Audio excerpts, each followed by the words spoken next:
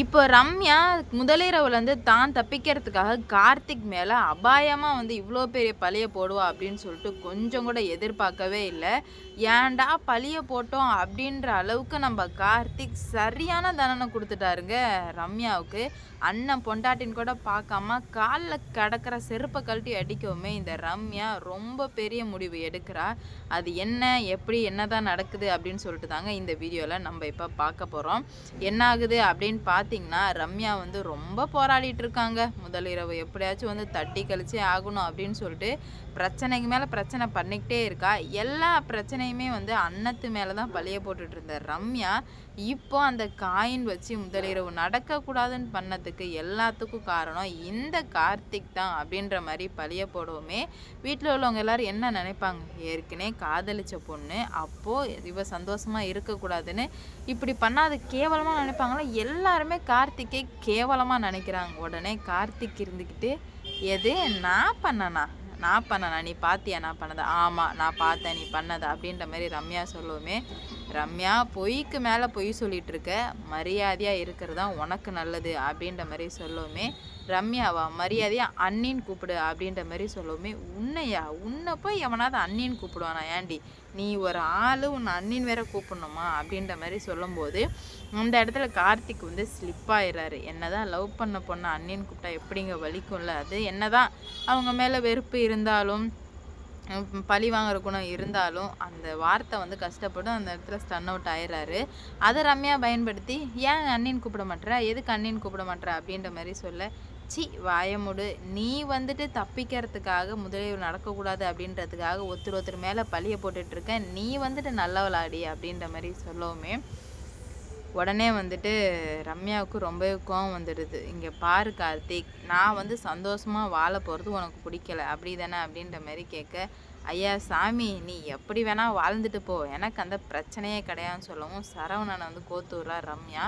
என்ன சரவணன் இதெல்லாம் கேட்க மாட்டிங்களா, எனக்கு முதலீடு நடக்கக்கூடாதுன்னு உன் தம்பி என்னெல்லாம் பண்ணிகிட்ருக்கான் பாரு அப்படின்னு சொல்லவுமே சரவணன் கோவம் வந்து என்னடா சின்னவனே இதெல்லாம் அப்படின்ற மாதிரி கேட்க, டேய் இவ தான் சொல்கிறானா, தயவு செஞ்சு அதை கேட்டு நீயும் வந்து ஆடாதடா, நான் அப்படி எதுவுமே நினைக்கவே இல்லைடா அப்படின்ற மாதிரி சொல்லும்போது அவன் தான் சொல்கிறானேங்க அப்படி எதுவுமே நினைக்கல அப்படின்னு சொல்லிட்டு அவன் சொன்னால் அதெல்லாம் வந்து நடந்துருமா, அப்போ நான் என்ன பொய் சொல்கிறேனா அப்படின்ற மாதிரி ரம்யா திருப்பி விடுவோமே. இப்போ தான் சரவணன் மந்திரிச்சு விட்டு ஆடு மாதிரி இருந்துட்டுருக்காங்களா, அதனால் சண்டைக்கு வர அப்போ தான் கார்த்திக் சொல்கிறாரு, இங்கே பாரு ரம்யா, எனக்கு வந்து எந்த ஒரு வருத்தமோ எதுவோ கிடையாது. ஏன்னா நான் எல்லார் முன்னாடி தான் சொல்கிறாரு, உன்னை லவ் பண்ணந்தான். ஆனால் உன்னை லவ் பண்ணதை விட 1000 மடங்கு பெட்டராக எனக்கு ஒரு பொண்டாட்டி கிடச்சிருக்கா.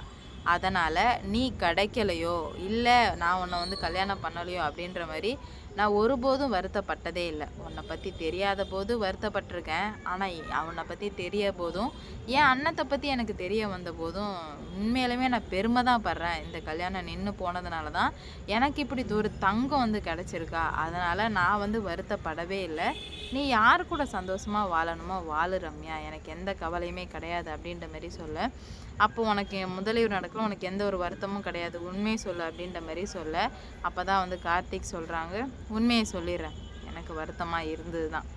ஏன்னா எவ்வளோதான் உன் மேலே வெறுப்பு இருந்தாலும் அன்னத்து மேலே காதல் இருந்தாலும் ஒரு காலத்தில் நம்ம 2 பேரும் வாழ்ந்துருக்கோம். என்னால் அதை மறக்கவும் முடியாது. ஏன்னா உனக்கு நான் எனக்கு நீனு நம்மளோட உலகம் ரொம்பவே அழகாக இருந்தது. அதை வந்து யாராலுமே கொடுக்க முடியாது. அந்த நினைவுகளை யாராலையும் மாற்றவும் முடியாது. எப்பேற்பட்ட யாருனாலையும் அது கொடுக்க முடியாது. ஏன் என் அண்ணத்தினால கூட அவ்வளோ அழகான நினைவுகளை கொடுக்க முடியாது. அந்த அளவுக்கு நம்ம 2 பேரும் வாழ்ந்துருக்கோம். அது உனக்கும் தெரியும் எனக்கும் தெரியும். அந்த அந்த ஒரு வாழ்க்கையை வந்து எனக்கு இப்போது ஜஸ்ட்டு நினைவு வந்தது, உனக்கு கல்யாணம் ஆயிடுச்சு அப்படின்ற போது அது நினைவு வந்தது. நான் வருத்தப்பட்டேன். ஆனால் என் பொண்டாட்டி அண்ணன் அதெல்லாம் ஒன்றும் இல்லைங்க சரியாயிடும் அப்படின்னு சொல்லிட்டு என் கையை பிடிச்சி சமாதானப்படுத்துவதுமே நான் விட்டுட்டேன் அப்படின்னு சொல்லும்போது அப்போ ரம்யா அதை பிடிச்சிக்கிட்டு, அப்போ பார்த்தியா நீ வருத்தப்பட்டிருக்க, அதனால தானே பண்ணியிருக்க. நான் ஜஸ்ட்டு வருத்தப்பட்டிருக்கேன், நினைவுகள் மெமரிஸ் வந்து என் மைண்டுக்குள்ளே வந்ததே தவிர மித்தபடி உன் சாந்தி முகூர்த்தத்தை கெடுக்கணுமோ இல்லை நீ வாழக்கூடாதோ அப்படின்ற மாதிரி நான் நினைக்கல அப்படின்ற மாதிரி கார்த்திக் வந்து சொல்கிறாரு. இல்லை நீ பொய் சொல்கிறேன்னு சொல்லவுமே மறுபடி பிரச்சனை பண்ணலாம் அப்படின்ற மாதிரி பார்க்கும்போது கார்த்திக்குக்கும் வந்து உனக்கு ஒரு வாட்டி சொன்னால் புரியாதாடி அப்படின்னு சொல்லிட்டு அடிச்சாரு பாருங்க செவ்வியில். அவ்வளோதான். அவளுக்கு என்ன பண்ணுறதுனே தெரியல செருப்பை கழட்டி. நானும் சொல்லிக்கிட்டே இருக்கேன், கொஞ்சம் கூட கேட்காம நீ பண்ணிக்கிட்டே இருந்தா என்ன பண்ண முடியும் அப்படின்ற மாதிரி சொல்லிட்டு அப்போ தான் ஒரு அடி அடித்தாங்க. உண்மையிலுமே வேற மாதிரி அடித்ததில் மொத்த குடும்பமே ஆடி போயிடுச்சு. ஏன்னா இவ்வளோ பெரிய விஷயம் வந்து நடக்கும் அப்படின்ற மாதிரி எதிர்பார்க்கல. அதனாலே வந்துட்டு என்னடா இது இப்படி நடந்துருச்சு அப்படின்ற மாதிரி ரொம்பவே வந்து வருத்தப்பட்டுக்கிட்டாங்க தான் நம்ம அண்ணன் சொல்கிறாங்க. இப்போ சொல்கிறது தான் என் புருஷனை பற்றி எனக்கு தெரியும். என் புருஷனை சந்தேகப்பட முடியாது. என் புருஷன் எப்படின்னு எனக்கு தெரியும். இதை பண்ணது நாங்கள் இல்லை அப்படின்ற மாதிரி சொல்லுவோமே. என்னையே செருப்பால் அடிச்சிட்டான், இதுக்கு மேலே என்னால் இருக்க முடியாது அப்படின்ற மாதிரி நிறையா வந்து சொல்லிகிட்ருக்கா. அப்போ தான் வந்துட்டு நான் எப்படி இருக்கணுமோ அப்படி இருந்துக்கிறேன், இதுக்கு மேலே உங்கள் சவகாசமே தேவை கிடையாது. இவ்வளோ பழிய போடுற நீங்கள் நாளைக்கு என்ன வேணால் பண்ணுவீங்க, அதனால் நான் இங்கே இருக்க விரும்பலை அப்படின்ற மாதிரி ஒத்த காலில்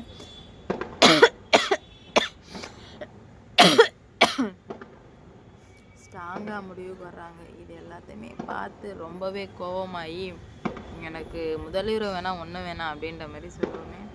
இதுக்கு தானே நீ ஆசைப்பட்ட, இதுக்கு தானே நீ ஆசைப்பட்டு எல்லாத்தையும் கெடுக்கன்னு நினச்சேன், அதேமாரியே கெடுத்துட்ட அப்படின்ற மாதிரி சொல்ல, உனக்கு அவ்வளோதான் மரியாதை, மீண்டும் மீண்டும் நீ வந்து பண்ணிகிட்டு இருந்தனா உனக்கு அவ்வளோதான் அப்படின்ற மாதிரி கேட்க, என்னடி பண்ண முடியும் உன்னால், பிரச்சனையெல்லாம் பண்ணது நீ, இப்போ வந்து என்கிட்ட வந்து இந்த மாதிரி எகிரிட்டு இருக்கியே என்ன அப்படின்ற மாதிரி கேட்குறாங்க. நான் ஒன்றும் சொல்கிற மாதிரி இல்லை அப்படின்ற மாதிரி சொல்கிறாங்க. இருந்தாலும் நான் பண்ணது தப்புன்னு நீங்கள் நினச்சிங்கன்னா சரி ஓகே, இதுக்கு மேலே வந்து நான் இதில் தலையில்லை, எனக்கும் இதுக்கும் சம்மந்தம் இல்லை, நான் விலகிடுறேன் அப்படின்ற மாதிரி சொல்கிறாங்க. என்ன தான் விலகினாலும் போனாலும் இவனுக்கு இவன் தான் அப்படின்ற மாதிரி முடிவாயிடுச்சு. அதனால் இதுக்கு மேலே வந்து ஒன்றுமே பண்ண முடியாது, எல்லாத்தையும் சரி பண்ணால் மட்டும்தான் வந்து முடியும் அப்படின்ற மாதிரி முடிவுக்கு வர்றாங்க.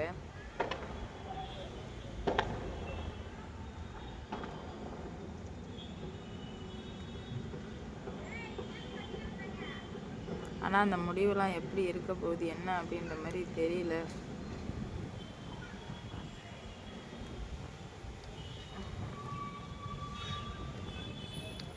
வெயிட் பண்ணி பார்க்கலாம் என்ன நடக்க போகுது, எது நடக்க போகுது அப்படின்னு சொல்லிட்டு. கூடிய சீரம் பிரச்சனைகள் பெருசாக தான் போகுது, எப்படி ஆக போகுது அப்படின்னு சொல்லிட்டு பார்ப்போம்.